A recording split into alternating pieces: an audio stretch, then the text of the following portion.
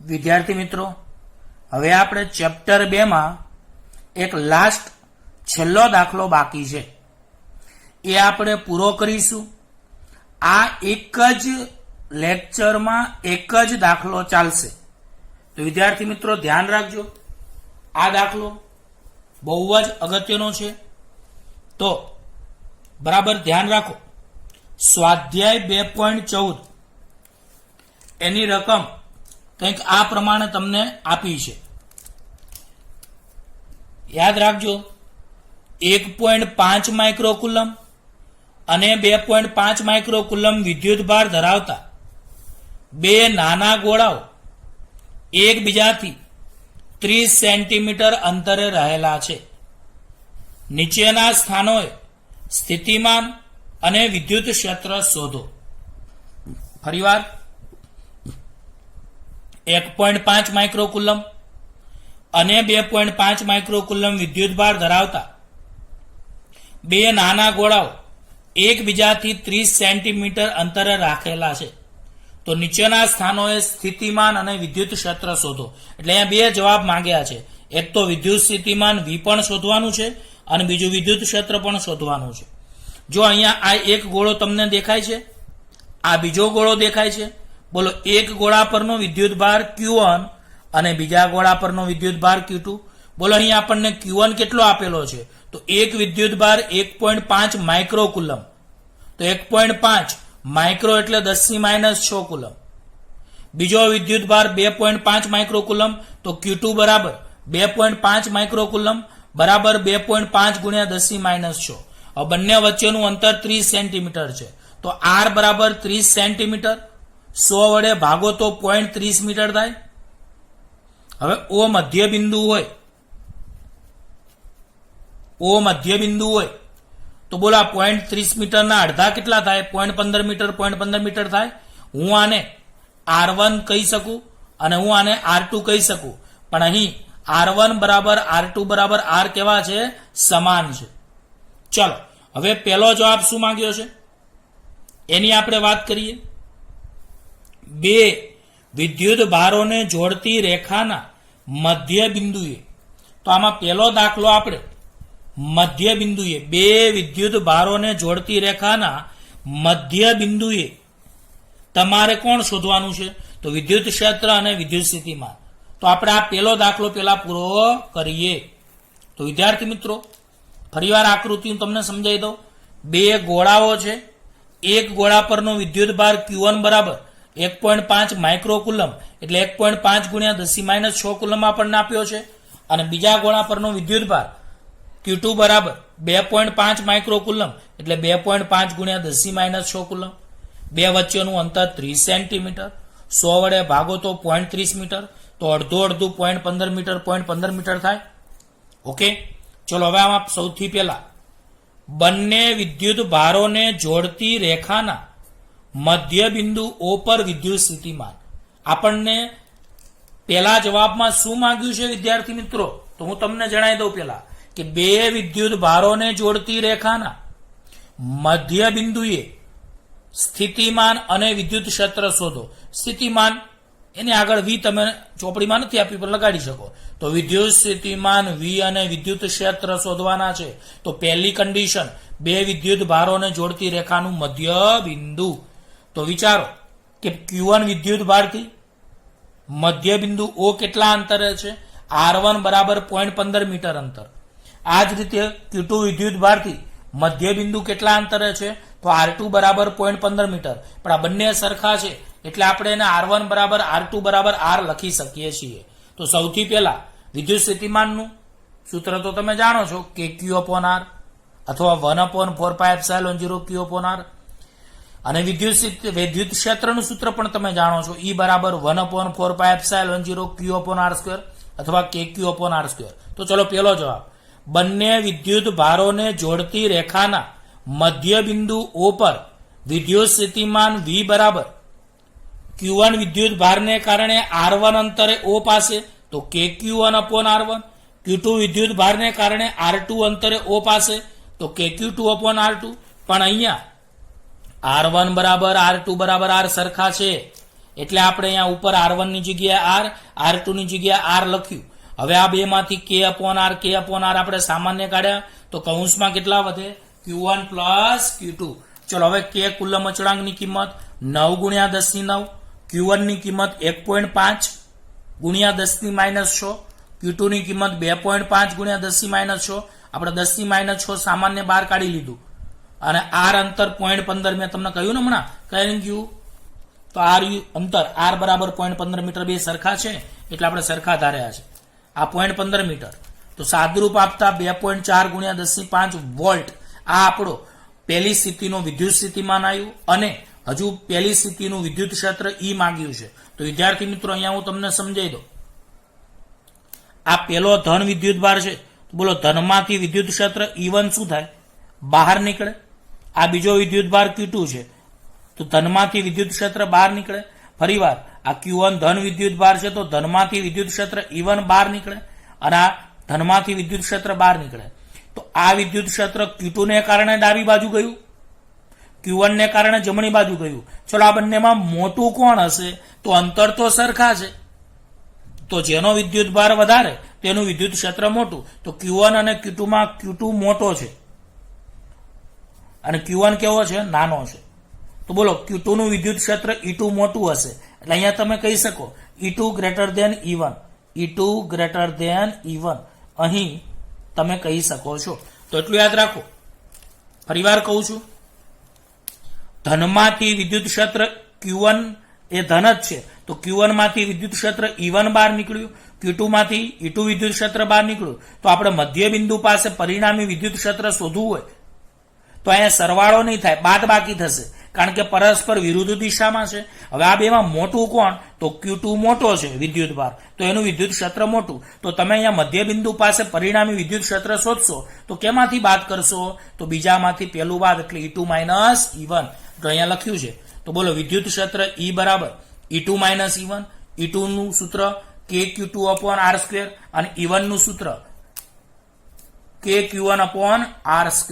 હવે આ બે માંથી K upon R2, K upon R2 કેવા નીકળી જાય? સામાન્ય નીકળી જશે. તો યાદ રાખજો. બોલો આમાંથી K અપોન R2 સામાન્ય કૌંસમાં Q2 માઇનસ Q1. બોલો K કુલમ અચળાંકની કિંમત 9 ગુણ્યા 10 ની 9, Q2 ની કિંમત 2.5, Q1 ની 1.5, બે માંથી 10 ની -6 સામાન્ય કાઢી લીધા આપણે.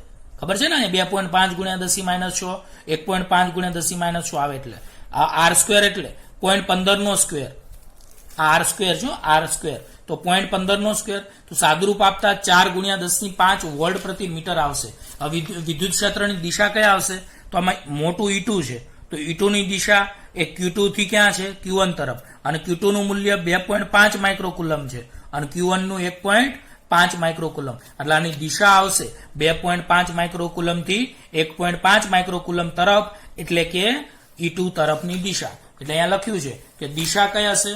તો બોલો 2.5 માઇક્રોકુલમ થી 1.5 માઇક્રોકુલમ તરફની દિશામાં. ચલો આ પહેલો જવાબ આપણે પૂરો થયો. તો વિદ્યાર્થી મિત્રો પહેલા જવાબમાં આપણને શું માંગ્યું હતું એ તો ખબર પડી જ ગઈ. શું માંગ્યું હતું પહેલા જવાબમાં? બે વિદ્યુત ભારોને જોડતી રેખાના મધ્ય બિંદુએ આપણે વિદ્યુત સ્થિતિમાન શોધ્યું અને વિદ્યુત ક્ષેત્ર શોધ્યું. હવે બીજો જવાબ બહુ જોરદાર છે છોકરાઓ. તો બીજો જવાબ ધ્યાન રાખજો. બીજા જવાબમાં આપણને શું કહ્યું છે? તો બે વિદ્યુત ભારોને જોડતી રેખાના મધ્ય બિંદુએ તો આપણે શોધ્યું જ. હવે બી આ રેખાના મધ્ય બિંદુમાંથી પસાર થતી અને રેખાને લંબ સમતલમાં મધ્ય બિંદુથી 10 સેન્ટીમીટર અંતર આવેલા બિંદુએ આપણે વિદ્યુત સ્થિતિમાન અને વિદ્યુત ક્ષેત્ર શોધીશું.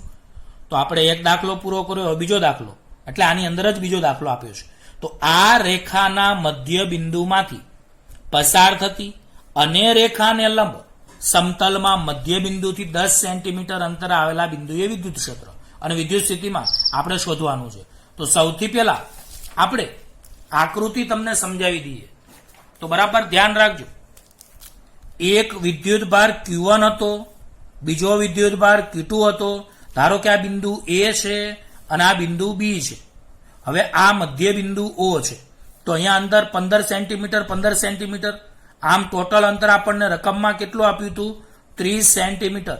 મીટરમાં ફેરવો તો 100 વડે ભાગો તો 0.30 મીટર થાય, એટલે અડધું 0.15 મીટર 0.15 મીટર થાય. ઓકે, અચ્છા.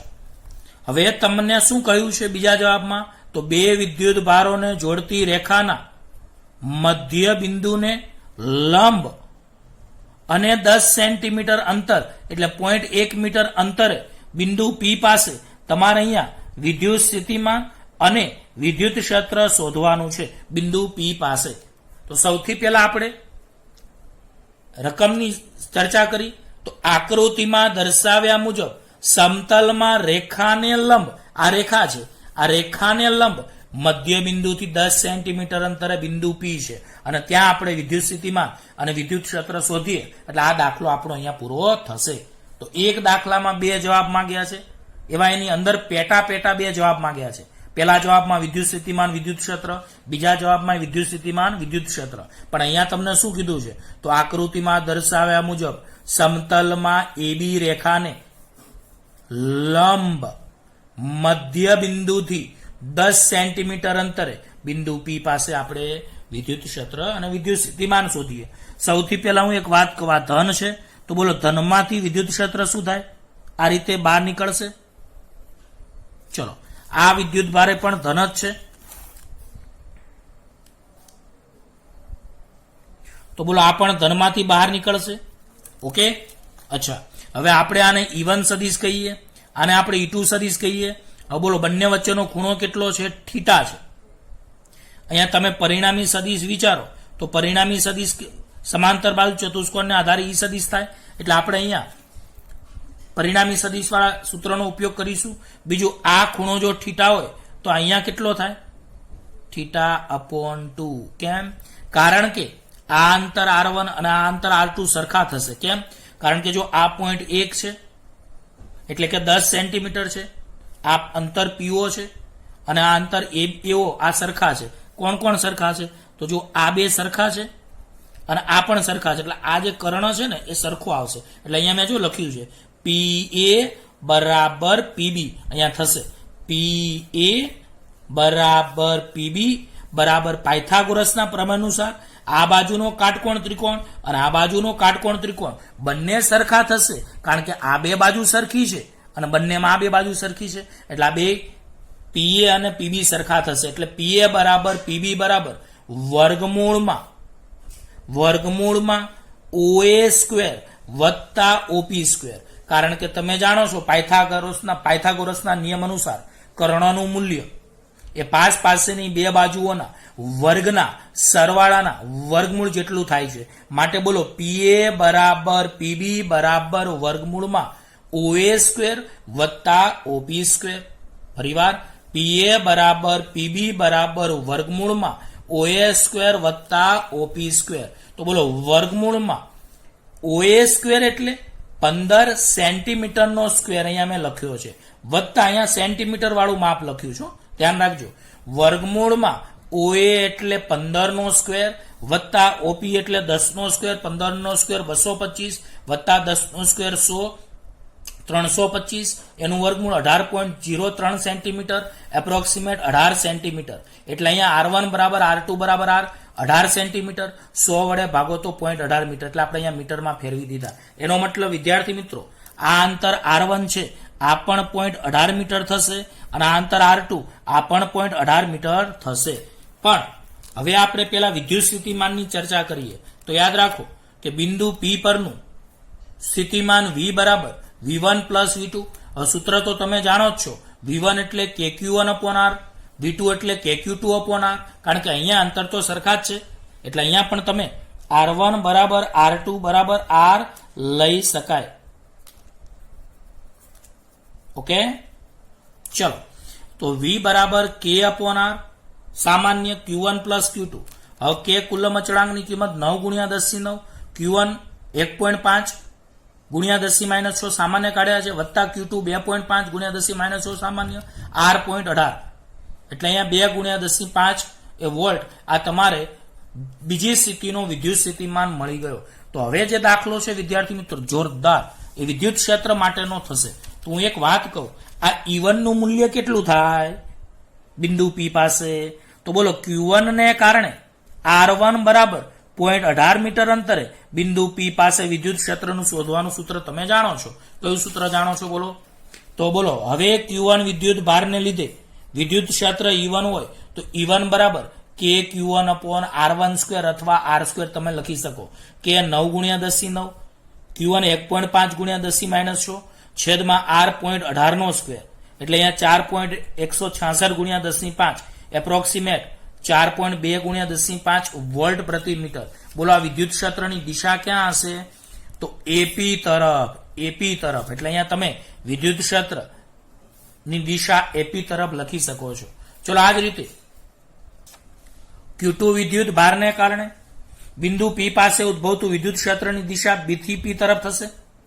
બોલો Q1 ને કારણે R1 અંતરે વિદ્યુત ક્ષેત્રની દિશા P પાસે A થી P થશે.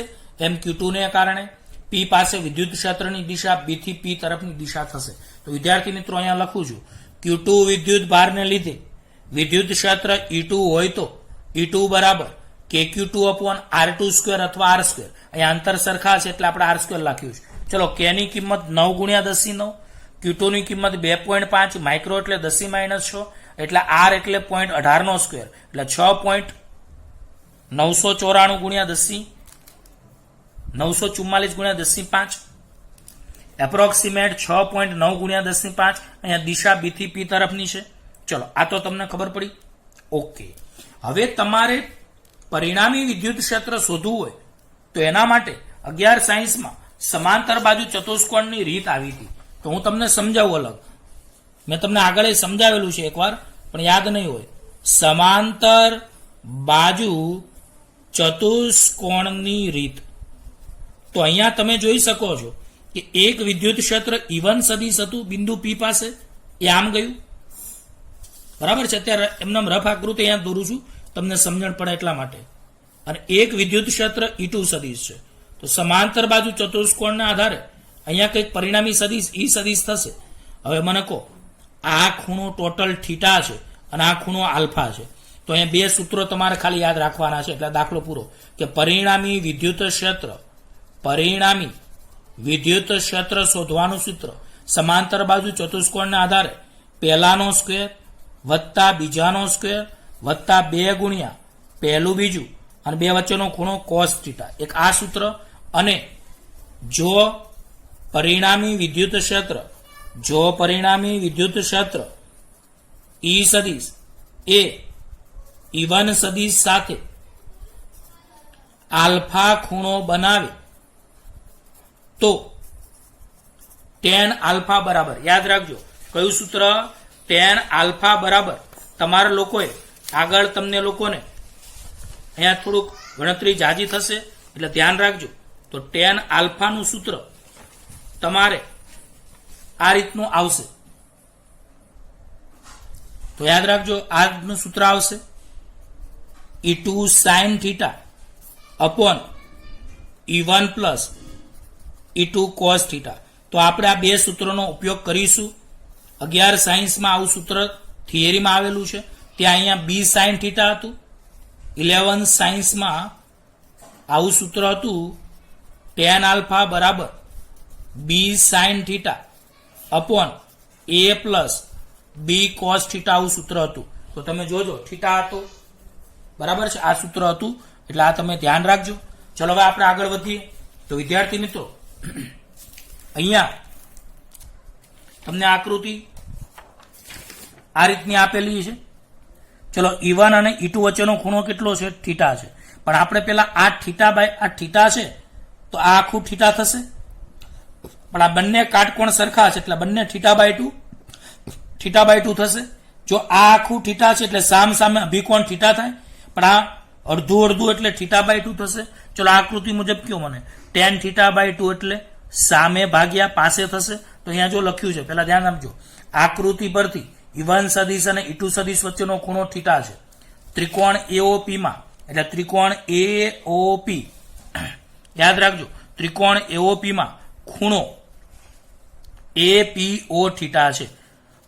ત્રિકોણ APO માં ત્રિકોણ એપીઓ માં ખૂણો એપીઓ થીટા બાય 2 છે.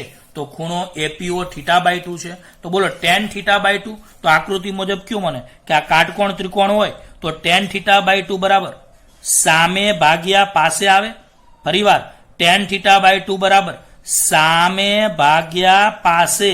સામે એઓ પાસે પીઓ. પણ એઓ ની કિંમત તો અહીંયા તમારે લખેલું છે tan થીટા બાય 2 બરાબર ઓએ ની કિંમત 0.15 અને ઓપી ની કિંમત 0.10 એટલે 1.5 આવશે. ફરીવાર tan થીટા બાય 2 બરાબર સામે ઓએ પાસે ઓપી.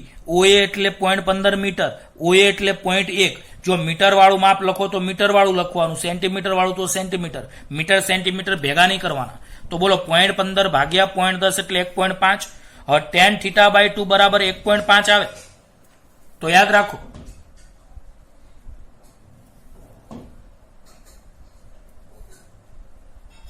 કે tan થીટા બાય 2 બરાબર કેટલા આવશે? tan થીટા બાય 2 બરાબર 1.5 આયા તો tan ને પહેલી બાજુ લઈ જાઓ તો tan ઇનવર્સ થાય. એટલે થીટા બાય 2 બરાબર tan ઇનવર્સ 1.5 થશે. ખબર પડી ગઈ? તો tan થીટા બાય 2 બરાબર 1.5 હોય તો થીટા બાય 2 બરાબર tan પહેલી બાજુ જાય તો tan ઇનવર્સ 1.5. હવે તમે નેચરલ tan ના ટેબલમાં, લોગ ટેબલ હોય ને એમાં નેચરલ ટેન્જેન્ટમાં જોશો તો 56 ડિગ્રી 18 કળાની કિંમત 1.4994 હશે. કોની કિંમત? 56 ડિગ્રી 18 કળાની કિંમત 1.4994 હશે. એટલે આને આપણે એપ્રોક્સિમેટ 1.5 ગણી શકીએ. એટલે આ હેતુથી નજીકમાં નજીક આ તમારે આવશે. એટલે આ તમારે થીટા બાય 2 56 ડિગ્રી 18 કળા આવે તો થીટા બરાબર 112 ડિગ્રી 36 કળા તમારે આવે. કારણ કે અહીંયા 56 ગુણ્યા 2 112 ડિગ્રી 18 ગુણ્યા 2 36 કળા. હવે બોલો પી બિંદુ પાસે પરિણામી વિદ્યુત ક્ષેત્ર ઈ લઈએ તો હમણાં મેં તમને સૂત્ર શીખવાડ્યું હતું. ઈ બરાબર કયું?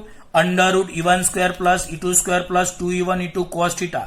હવે √E1 ની કિંમત 4.2 ગુણ્યા 10⁵ નો સ્ક્વેર. E2 ની કિંમત 6.9 ગુણ્યા 10⁵ નો સ્ક્વેર વત્તા 2. E1 ની કિંમત 4.2 ગુણ્યા 10⁵, E2 ની કિંમત 6.9 ગુણ્યા 10⁵ અને cos 112 ડિગ્રી અને 36 કળા. એટલી ખબર પડી વિદ્યાર્થી મિત્રો. હવે આપણે આગળ વધીએ. યાદ રાખજો હવે તમને થોડુંક ગણિત સમજાવવું પડશે. 112 ડિગ્રી 36 કળા હોય તો કેટલામાંથી કેટલા બાદ કરવાથી થાય? તો 180 માંથી 67 ડિગ્રી અને 24 કળા બાદ કરો તો 112 ડિગ્રી 36 કળા આવે. પણ 180 ડિગ્રી માંથી આટલા બાદ થાય નહીં. એટલે 180 ડિગ્રી માંથી 1 ડિગ્રી તમે ઓછી કરો એટલે 179 ડિગ્રી 60 કળા. એટલે આને 180 જ કહેવાય. આ જે 180 છે ને આને 180 જ કહેવાય. પણ આ બીજું સ્વરૂપ છે. તો બોલો આમાંથી 1 ડિગ્રી તમે છૂટી પાડી તો 1 ડિગ્રીની 60 કળા.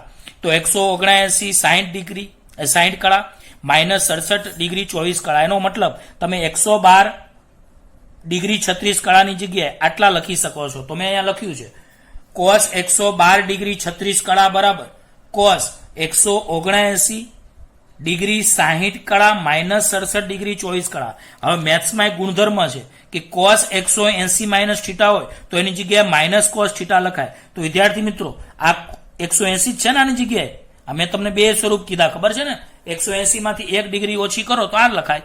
તો બોલો cos 180 માઇનસ 67 ડિગ્રી 24 કળા હોય તો એની જગ્યાએ cos 67 ડિગ્રી 24 કળા લખાય. તો વિદ્યાર્થી મિત્રો લોગ ટેબલમાં આ કિંમત મળવી શક્ય નથી. એટલે પહેલા cos ને આપણે આમાં ફેરવા. પણ આપણી પાસે લોગ ટેબલમાં cos નું ટેબલ તમને બોર્ડની પરીક્ષામાં આપશે જ નહીં.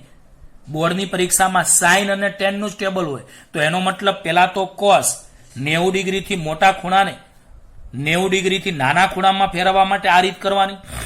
પછી આ સૂત્ર તમે જાણો છો કે cos થીટા બરાબર sin 90 માઇનસ થીટા. તો મેં અહીંયા cos 67 ડિગ્રી 24 કળાની જગ્યાએ sin 90 ડિગ્રી માઇનસ 67 ડિગ્રી 24 કળા કર્યા. હવે તમે આની બાદબાકી કરો તો 22 ડિગ્રી 36 કળા આવે. કેવી રીતે બાદબાકી કરવાની? તો બોલો 90 ડિગ્રી છે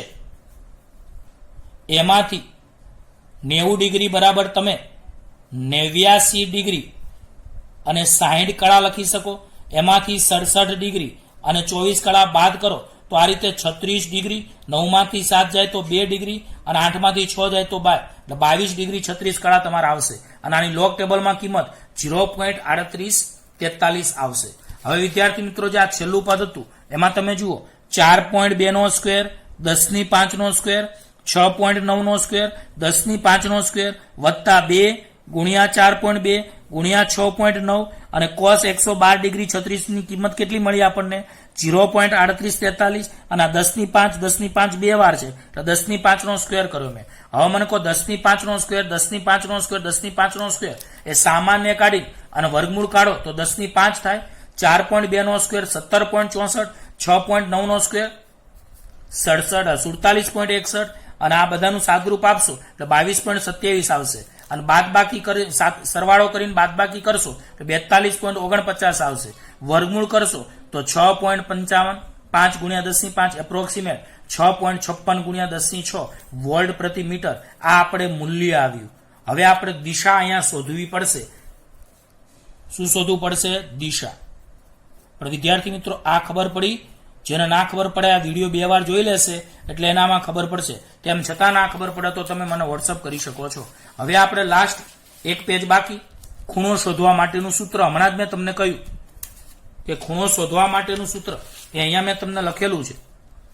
મેં આકૃતિમાં તમને જણાવ્યું હતું, જો કોઈને યાદ હોય તો, કે જો પરિણામી ક્ષેત્ર E સદિશ એ E1 સાથે આલ્ફા કોણ બનાવે તો આ આકૃતિમાં તમે જુઓ કે પરિણામી ક્ષેત્ર E સદિશ છે એ E1 સાથે આલ્ફા ખૂણો બનાવે તો પરિણામી સદિશ E સદિશ E1 સાથે આલ્ફા ખૂણો બનાવે તો બોલો tan આલ્ફા બરાબર આ સૂત્ર મેં યાદ રાખવાનું કહ્યું E2 sin θ upon E1 plus E2 cos θ. હવે અહીંયા કિંમતો મૂકો તો મને કહો, આમાં સૂત્ર તમને દેખાય જ છે કે tan આલ્ફા બરાબર E2 ની કિંમત 6.9 ગુણ્યા 10⁵ sin θ 112 ડિગ્રી 36 કળા, E1 ની કિંમત 4.2 ગુણ્યા 10⁵, E2 ની કિંમત 6.9 ગુણ્યા 10⁵ અને θ 112 ડિગ્રી 36 કળા. હવે મેં અહીંયા ફરીવાર એક વસ્તુ કરી છે કે sin 180 માઇનસ θ હોય તો sin θ લખી શકાય. એટલે કે sin θ બરાબર તમે sin 180 માઇનસ θ લખી શકો છો. હવે ચલો, હમણાં જ મેં તમને કીધું કે 112 ડિગ્રી 36 કળા એટલે 180 માઇનસ 67 ડિગ્રી 24 કળા થાય. એટલે કે 179 ડિગ્રી 60 કળા માઇનસ 67 ડિગ્રી 24 કળા.